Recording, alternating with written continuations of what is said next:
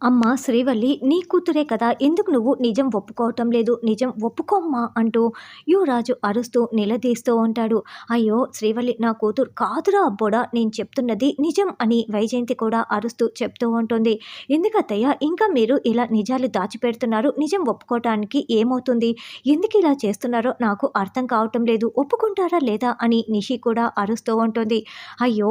నేను నిజమే చెప్తున్నా శ్రీవల్లి నా కూతురు కానే కాదు అని వైజయంతి అంటే అయితే నిజం ఏంటో చెప్పండి. ఎందుకు మీరు నిజం దాచిపెడుతున్నారు? ఎందుకు చెప్పటం లేదు? అని యువరాజు నిషి గట్టిగా నిలదీస్తూ ఉంటారు. ఆ నిజం ఇప్పుడు నేను బయట పెట్టలేను. ఒకవేళ పెట్టానంటే మన అందరి జీవితాలు కూడా నాశనం అయిపోతాయి అని వైజయంతి అంటుంది.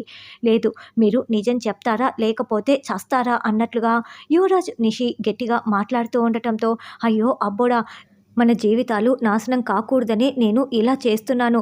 నిజంగా చెప్తున్నా శ్రీవల్లి నా కూతురు కాదు సుహాసిని కూతురు అని ఫ్లోలో వైజయంతి నిజం చెప్పేస్తుంది.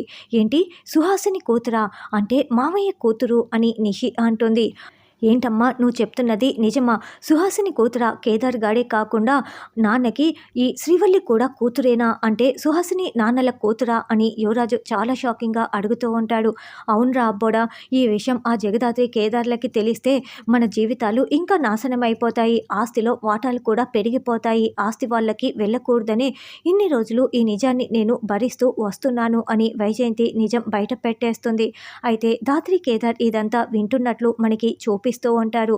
ఇప్పుడు శ్రీవల్లి తన సొంత చెల్లి అని నిజం తెలుసుకున్న దాత్రి కేదార్ ఏం చేస్తారన్నది రానున్న ఎపిసోడ్లో తెలుసుకుందాం.